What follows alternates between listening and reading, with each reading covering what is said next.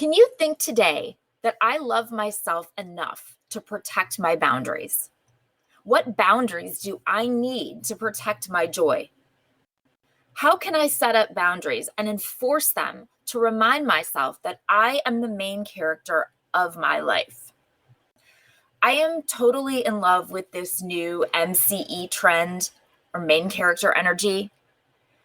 Like flared jeans, it is a favorite Gen Z trend of mine because let's face it, I'm sorry, millennials, but skinny jeans were just really, really uncomfortable.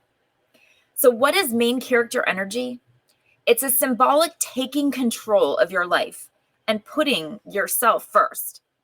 The idea is that it is possible to manifest all of your wants and desires. All you need to do is be the main character that you wish you could be. It's a way to hit pause and appreciate the little things while simultaneously creating and manifesting the kind of life we desire. As moms, we get so caught up doing everything for everyone else. All of the many roles we play in our families to keep our family's life, our children's lives, our husband's life, our marriage, our career, our house, keep it all going. It sometimes feels like our role could be summed up as literally keeping everyone's lives running smoothly. I know that I'm a know-it-all, and I'm sure that many of you are too. I'm not a know-it-all because I want to be. I'm a know-it-all because I have to be. Someone has to know where the Navy hoodie is, and what time the game starts, and when is the PSAT scheduled for, and when is the mortgage payment due, and who is the kid's doctor and dentist, best friend, and crush. What do we have going on this weekend? And on and on and on and on. I have all of the answers because someone has to. And that's my role in my family, and many of yours too. At one point, I read about being the default parent, and that idea totally resonated with me. I felt that deep in my soul. But I also want to feel that main character energy. I want to feel like I'm doing more than going through life keeping track of everything for everyone else. I don't want to overlook or pass by the details that make life beautiful, the things that bring me joy. I want to find a way to take care of myself too. The main character energy is loving yourself enough to protect your happiness, to recognize that you are worthy. You too are worthy of being taken care of, just like you take care of everyone else. You are worthy of being the main character of your life. So, can you say today that I love myself enough to protect my boundaries? What boundaries do I need to protect my joy? How can I set up boundaries and enforce them to remind myself that I am the main character of my life?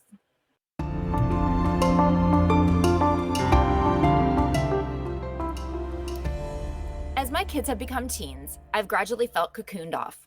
I thought it was just me, but then I started hearing the same from other moms who felt like their worlds had gotten much smaller. Communication changes.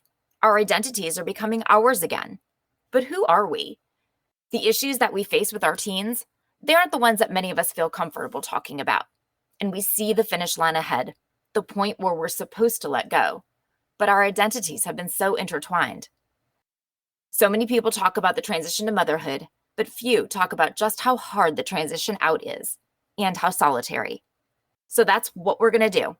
Grab a cup of coffee or a glass of wine and let's have that conversation. In this podcast, grounded in family communication theory, I share what I have learned as a communication scholar for over 20 years and what I'm learning as the mom of 3 teens. It's time to be seen beyond the frame of our children, beyond the frame of motherhood. It's time to ask, what do I want? Who do I want to be?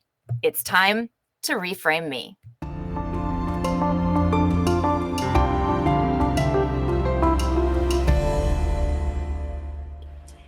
Hey guys, it's Jen.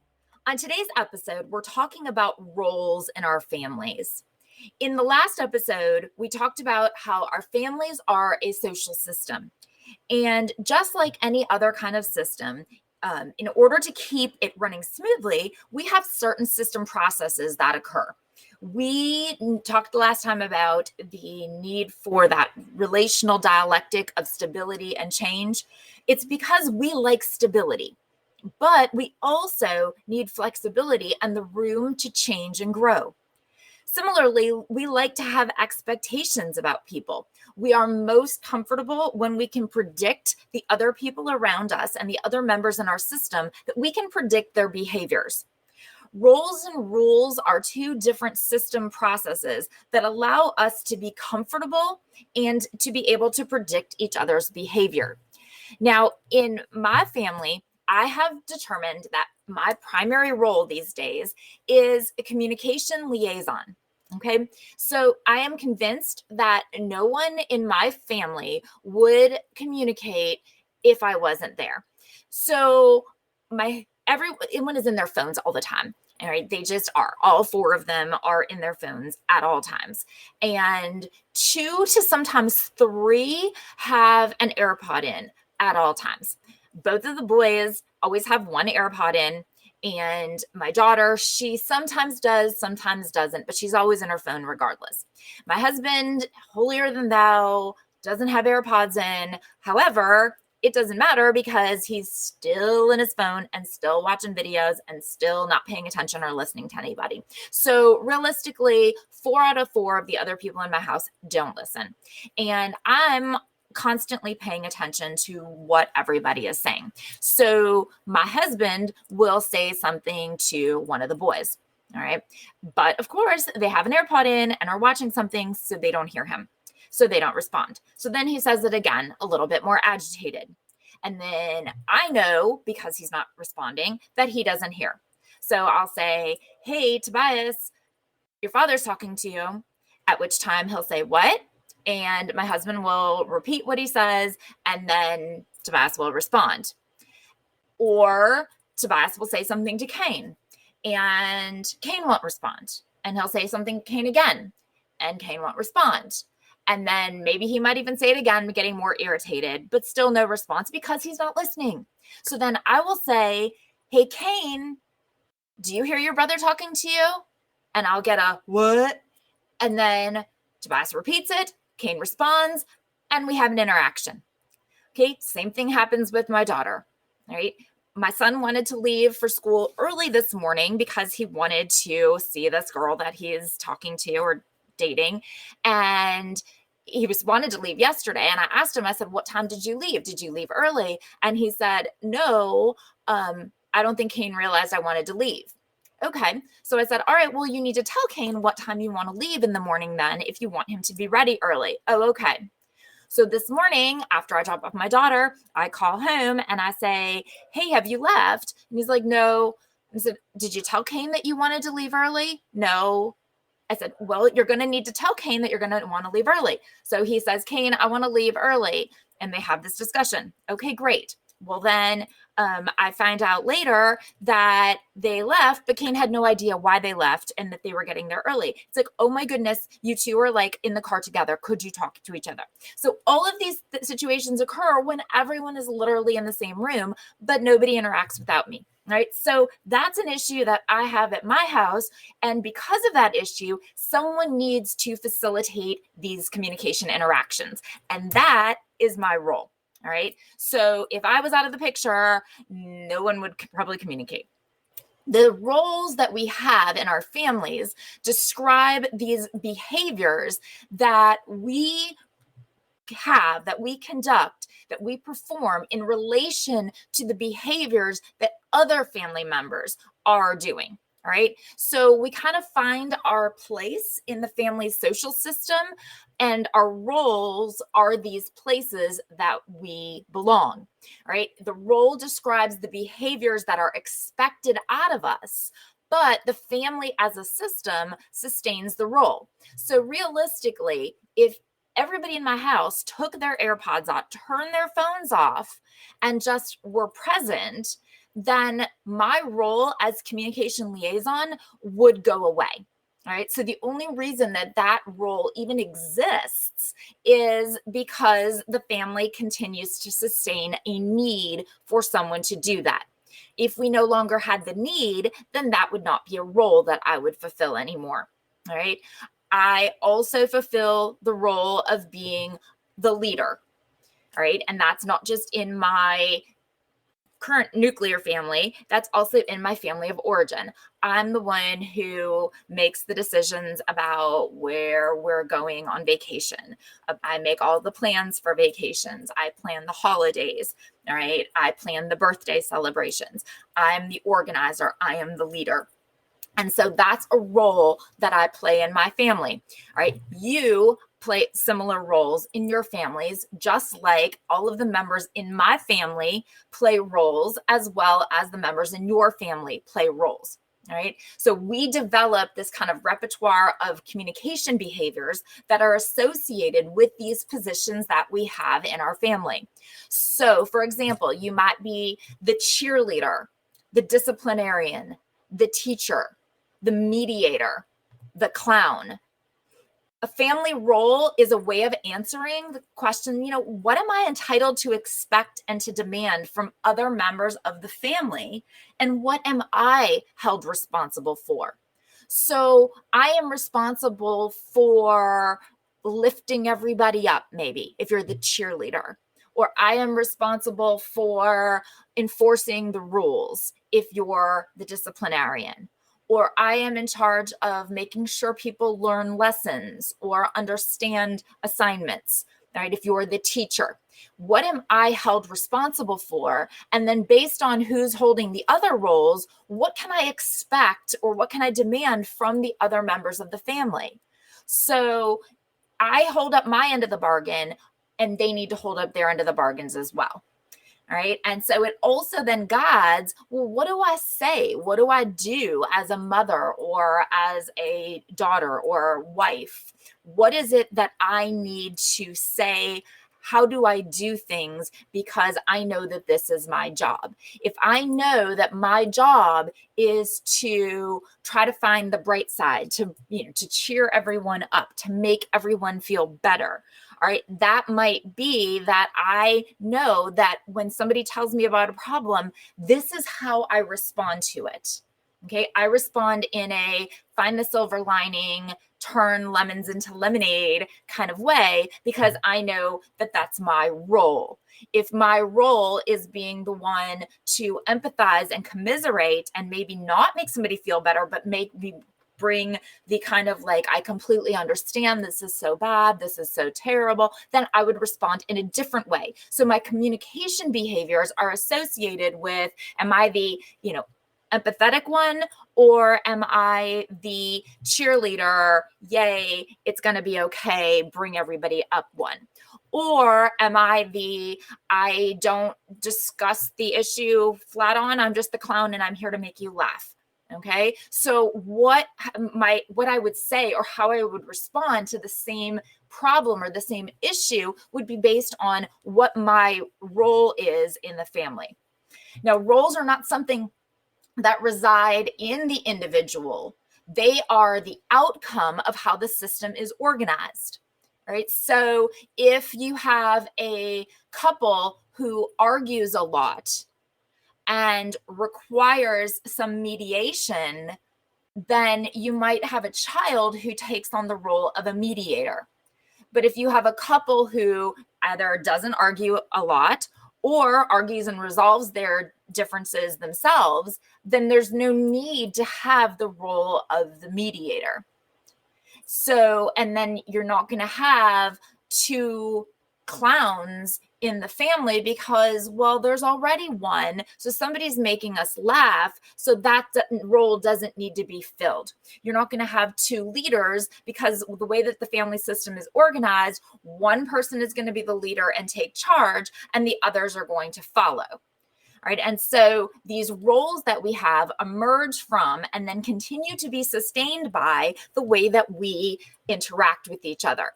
All right. And so one family member's behavior is an outcome or a response of the other family members' behaviors. So remember we said last time that it's as if we all have bungee cords on and we're all attached to each other, standing around in a circle, all of our family members. And so if one person pulls, then the other person has to shift in response to it.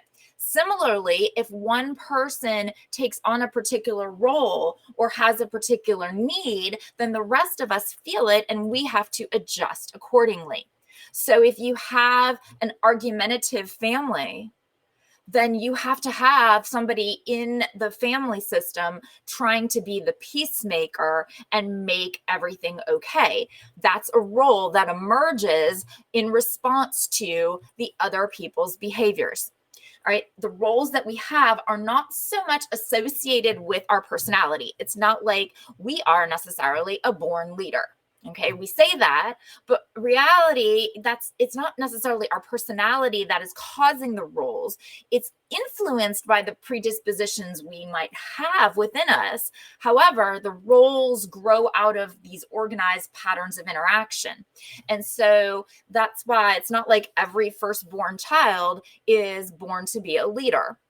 No. However, a lot of firstborns take on the role of leader, even of the subsystem of the siblings.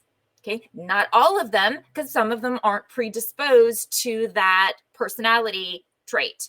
However, those who are predisposed to it, it's influenced by that predisposition and then grows out of the fact that there are two other siblings or one other sibling or three other siblings or whatever that have set up this organizational structure that requires somebody to lead them. And so out of that predisposition and the organization of the system and the interactions, the role is needed of a leader. And so oftentimes that oldest child will be the one who becomes the leader of the group. Now, our family roles have a couple of different characteristics. All right. So first of all, the roles that we have reflect the functions that the family members perform in the system. So what jobs do you do? What habits do you have? How do you communicate with other people? All right. What is the function that you serve in your family? Is it the default parent? Because that's a role that I know I hold in my family as well. I am the default parent. I am the one who, when it comes down to it, knows the answers. And that's why I'm a know-it-all, right? I am the one that things fall back on. Yes, my husband is a fabulous co-parent. However, which one of us is the default? That would be me. All right. Yes, I can ask him to do things and he does things. Yes, some of the things he takes on himself. Yes, he is involved in the kids' lives. But when it comes down to remembering when the dentist appointment is and who needs what checkup and all of the other things that go with having kids, when are field trip forms due, and do I have all of the forms filled out on Dragonfly so that they can participate in sports, and what is Dragonfly, and do I have all of the apps that are on, and did I get the notices about when cheerleading practice starts, and when I have all of this information, who's going to be at the mandatory parent meeting? That's me. I will be at the mandatory parent meeting because I'm the default parent, right? Who even knows that there is a mandatory parent meeting? That would be me, because I'm the one who gets the email about the mandatory parent meeting, or I'm the one who actually reads the email that comes in about the mandatory parent meeting. Now, if I can't go, yeah, I'll tell him to go and he'll go, but I'm the default, right? And so the default parent, I provide certain things to the system and perform certain functions in this system, and that is reflected in the role of the default parent. The other characteristic is that our roles and the role relationships change and evolve over time, just as the family does. So we said we need change, okay? Even though we like that stability, our families are not going to stay the same. Our families are very different than they were a few years ago, and they're different than they're going to be in a few years. So now that we have teenagers, the roles that everybody plays are different. All right. So even from this past summer to now, my role has changed. All right. Last year and last summer, I was the Uber. Okay. I was an Uber driver that all I did was spend my time in the car, driving from one place to the other, to the other, to the other, driving all around the city. All that happened was my 16-year-old got his license and a car, and two of them are at the same school. I barely have to think about school drop-offs and pickups, okay, because they ride together. He drives, his brother to school. He drives himself to his social stuff and drives himself to practice and drives his brother when he needs him. And if I need somebody to go pick up my daughter, I can send him to go pick up my daughter from somewhere, or I'm just taking her. And so my role of Uber driver was, kind of ending. All right. Once she is at the high school with the boys next year, it's going to be very different as well. Once we have two driver's license, it will be super different. Okay, then I may have to become a mediator because the boys will be sharing the Jeep. And so they're going to obviously be having problems with who's driving and who's going where. So whereas I was the role of the Uber driver, once we have two driver's licenses and one car that they are sharing, most of the time it probably won't matter. They play the same sports, they go to the same school, they're going to be sharing it. But what about when they want to go different places on the weekend? Now we're going to have a problem. And so somebody is going to have to be the peacemaker or the mediator of that situation and kind of figure out, well, who gets it now? So my role is changing and will evolve as the family situation evolves. And so all of the different roles that we have in our family, some of them are constant, but some of them are going to be in flux as the family grows and change.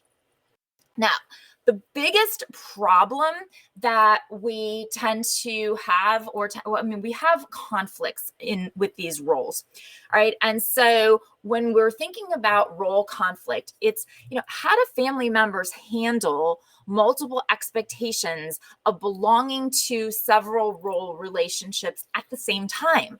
So we start to have role conflicts. And that's what I hear about most from people who ask questions about that I can kind of bring back to these issues that they're having in their families are due to conflicts with the roles, because there is a huge potential for incompatibility or even contradictions in the demands of particular roles. Right? And so a few of them that have come to me that I think that some of you can probably relate to really well. Figure we'll go through a few of these. First of all, one that I was asked about, I can kind of bring down to another relational dialectic. So if you'll remember right, I said relational dialectics are these kind of bipolars that when you look at them, it's like they are both existing, but they're complete opposites. And so when you kind of look at it, it's like, well, how can both of these things exist simultaneously when they are in such contradiction to each other? But because they are in contradiction to each other, that doesn't mean we don't need both of them in the system relationships. It just means that we have to find a way to manage the delicate balance between the two. All right. And so one that I have been approached about is this idea of authoritarianism and nurturance. Right. And this is no different than when we have toddlers or preschoolers or young elementary school kids. All right. I see it. I have a 7-year-old niece, and I see the same things with her that these issues are coming to me with that I'm hearing from parents of teens. When you have a small child like my sister does, you have to be both in charge and you have to be the authoritarian. You have to set the rules. You have to provide the discipline. But you also need to nurture her enough to make her feel comfortable and make them feel stable and make her feel secure and give that love that she needs at the same time. So let's not pretend that this is something new that we have as teenagers, because we see that as, little. But what I hear with teenagers that kind of comes down to this dialectic is, as teenagers, we tend to need to see that we need to fall on one side of the spectrum or not, because they need us for less and less authoritarian, but we want to kind of control their behavior still. And we still need to, because, hey, they're still growing, they're still developing, they're still learning right from wrong. So they do need rules, they need curfews, they need to have their phones taken away at particular times. They need that because they aren't raising themselves. All right. But they still need our nurturing. They still need our taking care of them. They still need to be made to feel comfortable and supported and loved. And so we have to kind of balance that same dialectic, but at a higher, more mature level. And so I find, especially, I do find, because, the people that I've been asked about this from have had daughters, especially. So it's not, as someone who has both, boys and girls, it's not unique to either gender to have these kinds of issues. But the ones who've come to me have been similar to my daughter. And, there is a need to try to be friends. To try to be someone that a teenager can confide in, that they can come to with their problems, that they can divulge secrets to, and can be made to feel comforted, right? But they also has to be someone who is really in charge, and you still need to be the parent. And so the mom who came to me with this problem, she is trying to nurture her daughter, but she is erring on the side of being too much of a disciplinarian, right? And so the daughter is constantly getting reprimanded about things, being told the rules, being told how to behave properly, what to do, what is wrong, how she should be dressing, and what she should be eating, and her weight, and exercising more. And so it's constant on the side of the authoritarian. All right. And so it's not that she doesn't love her daughter. And I do believe that a good amount of where this authoritarian disciplinarian is coming in is grown out of love, but it's erring too much on the side of trying to tell her how it is, right? Be on top of her for her grades, set expectations, make sure she's staying on target for these expectations, watching over her shoulder to try to get her to eat properly because they think she's eating too much, or to make her look a certain way, or dress a certain way and not dress a certain way, certain behaviors that are appropriate versus not appropriate, right? And so it's definitely erring on the side of authoritarian, right? We need to remember that even though our children are older, that doesn't mean that they don't need us to continue to nurture them and continue to be someone that they can come to. And teenagers are going to be a lot more receptive if we are more accepting. And sometimes we can become too critical with our teenagers, and we can see things and we can see outfits, and we shouldn't, that's not what I would like you to wear.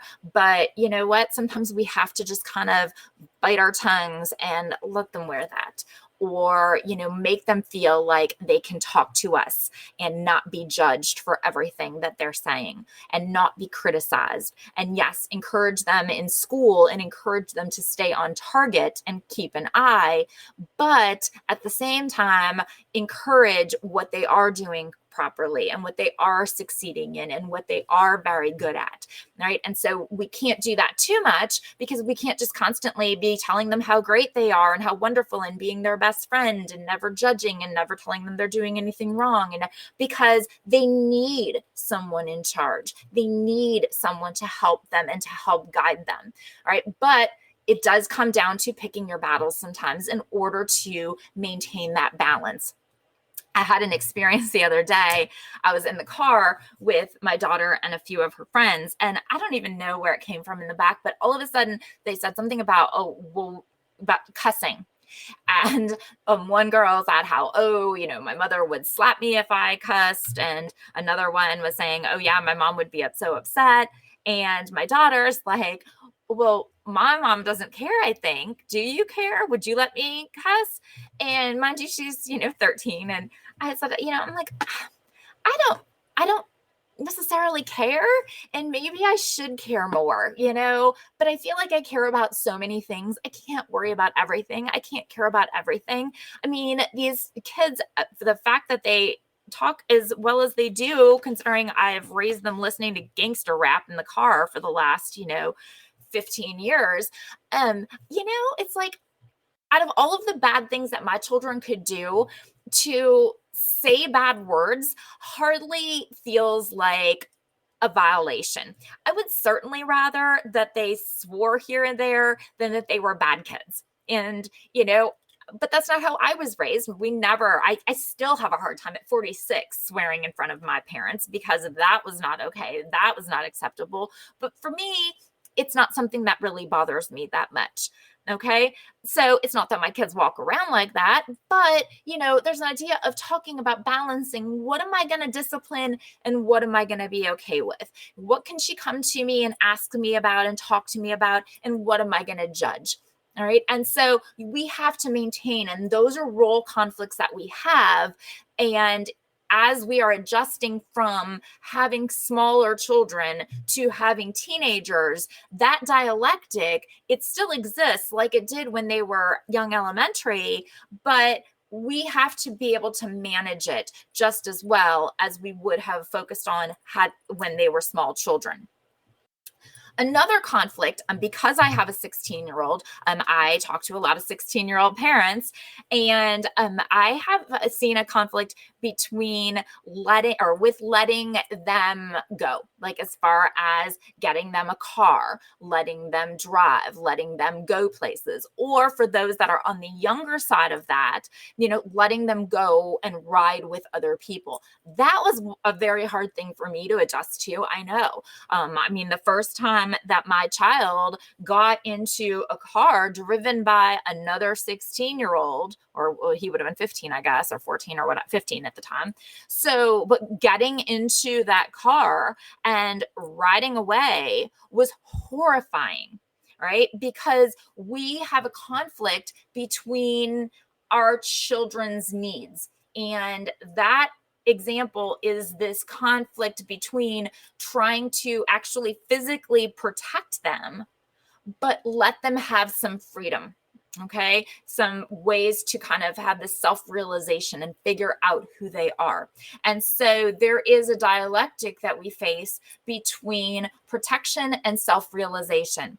And the driving off in the car thing is kind of akin to, if you remember when we took them to the playgrounds when they were little, and those jungle gyms that had the fireman's pole. All right. The fireman's pole was like horrifying to me, because you'd have these little kids at the top of this jungle gym, and there was this wide gaping opening, and then they'd have to reach out it seemed like multiple feet away, but it was probably like a foot and a half, to grab onto the fireman's pole and then whip their legs around and wrap it around and somehow go down the fireman's pole without falling. All right. Or even just walking by the gaping hole at the top of the fireman's pole would be scary to me, because I was just so afraid they were going to come stumbling out and fall down. All right. But we as parents had to teach them how to use a fireman's pole. And we had to teach them how to still be safe. And we had to give them the freedom to realize that they were capable of doing that, of climbing onto it and of sliding down, give them that self-realization that they could do that while still at the same time trying to protect them, because we have the need and the desire and the responsibility to protect our child. All right. And so the fireman's pole is the car that our kids are driving off into traffic in. Right? That's going out to be independent, to drive to school by themselves, to drive to an event by themselves, to ride with someone who is driving by themselves. Okay? That's sliding down the fireman's pole. When our job is to protect them and keep them safe. And that's all we want to do, is sit them on the couch and wrap them up in bubble wrap and keep them safe and know, but we can't do that. That's not healthy for them either. All right. And so there is a conflict between different needs that our children have and different roles that we have as their parent. And so we have the role of being the protector.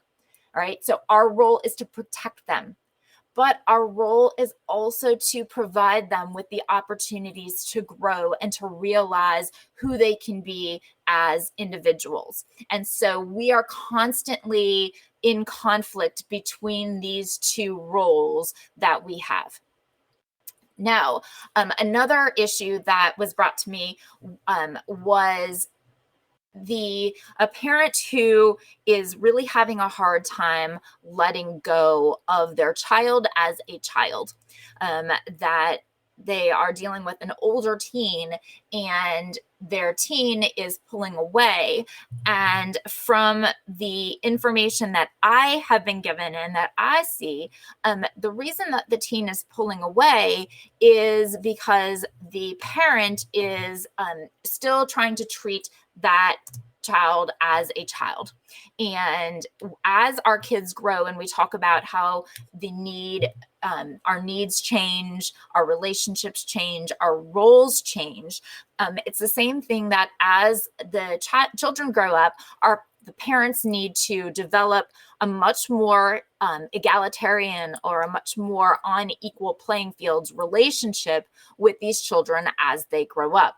Okay, this is kind of related to when we said about that dialectic for authoritarianism versus nurturance, that in authoritarianism, we said that, it's somebody kind of being in charge, all right, being the rule setter and the grown up, all right. As our teens grow up, they need somewhat more of a friend level and a confidant, and the egalitarian relationship is much more important as they grow up. You don't want to obviously be on equal footing with a small child, and you can't be on completely equal footing with a teen, but you can certainly be more on equal footing with them and be more somebody that they can come to as an equal or as a friend, and treat them as such, rather than trying to set rules and set boundaries and set expectations for them in the same manner that you would have set for them as a child. Another role conflict is a struggle to integrate styles of parenting.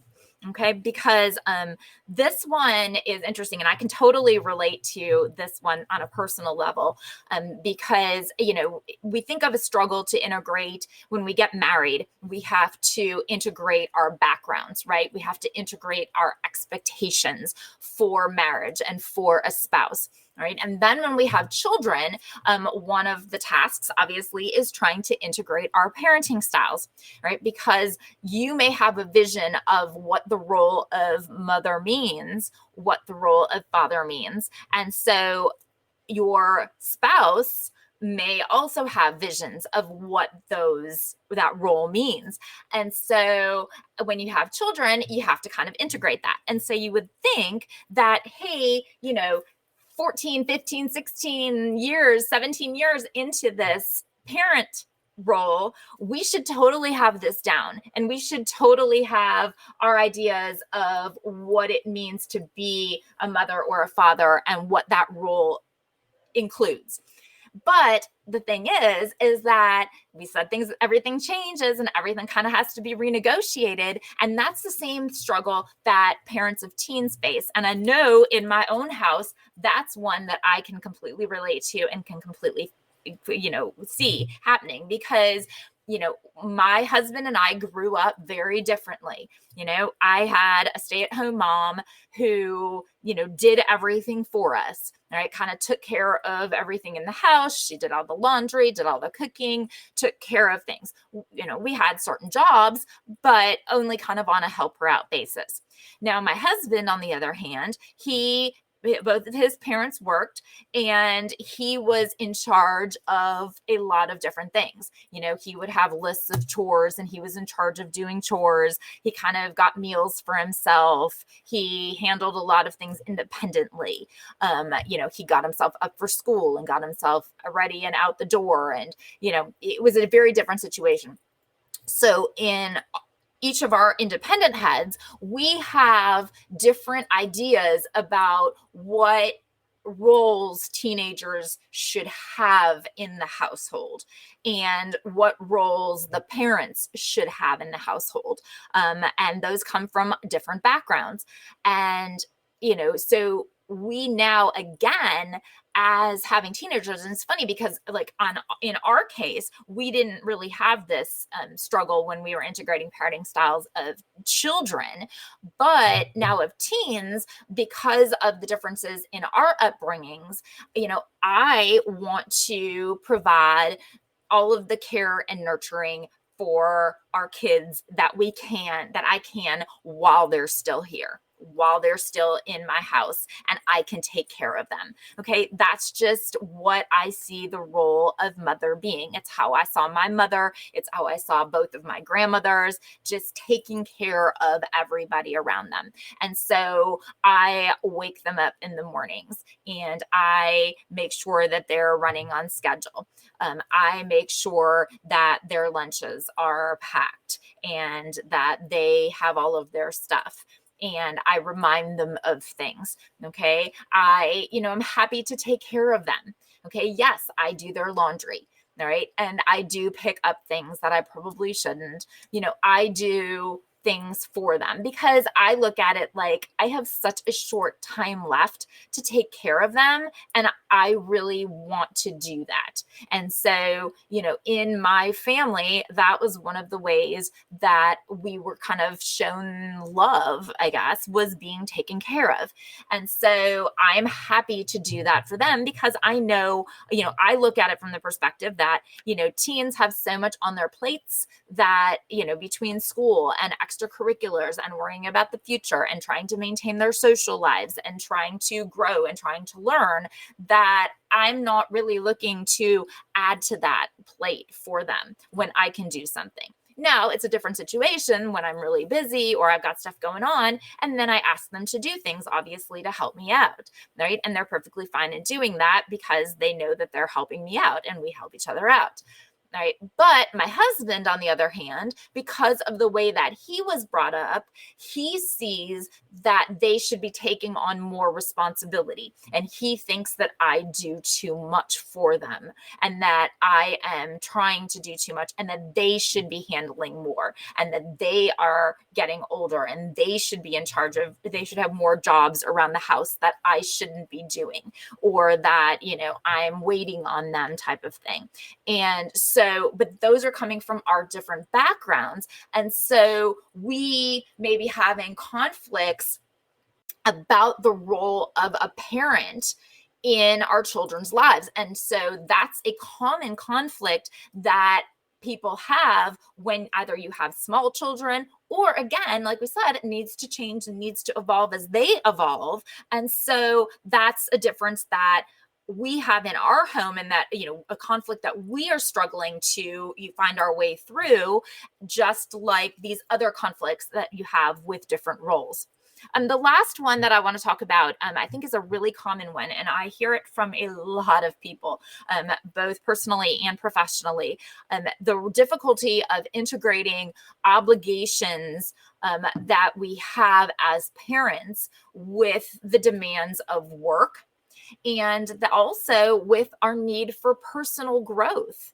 All right. And so we have roles that we play in our professional lives. We have roles that we play in our families. All right. And so each of those has particular needs. So we have particular needs, particular demands from our careers. We have particular needs and particular demands from our families. Okay. And then those things are constantly in conflict. And so we have to manage those. And that's not even counting that need for personal growth. And so that takes us right back full circle to this concept of making time for you, making time to think about what it is that we need, what brings us joy. How do we set up boundaries to protect that joy? And so the conflicts that parents often have are, we have to be at this meeting at this time. I mentioned the mandatory parent meeting because, of course, the mandatory parent meeting for cheerleading is at noon on Friday. Okay, well, that's great, except, Friday at noon, a lot of us have professional responsibilities or, things that have to be accomplished, things that have to be done. And so that's one example of, okay, well, how can I be both at the mandatory parent meeting for cheerleading at the same time that I am getting my grading done or meeting with students or being in an office like many other of the parents on the cheer team are. So we have different obligations, like as a parent and obligations as a professional, and those things can often be in conflict. We focus so much on that conflict that very often we forget that we're people too. And we have needs and we have wants, and we want to be the main character. And we really need this main character energy. So, just for today, start thinking, what if I looked at one of my roles as being the main character? Because I'm guessing, most of us are the main character in our families, right? So should we be the main character in our lives too? We're the main character of our family. Let us be the main character in our own life. Think about what brings you joy. And then how can I go ahead and protect that joy? What boundaries do I need in order to do that? I really want to thank you for listening today. All right. I hope that you learned something about roles and about the issues that can grow from understanding or not understanding what our roles are and what our roles mean. On the next episode, we're going to talk about rules, another system process that keeps our social system of our family running smoothly. In the meantime, I'd love if you reached out to me. Tell me how you're answering these questions. Tell me what issues that you're having. Tell me about your experience with roles and with rules, what rules you're trying to establish or maintain in your teen homes. Email me at jen@reframing-me.com, or on Twitter, I'm at reframing_me. On Instagram, I'm at reframing me. And until next time, you protect that main character energy.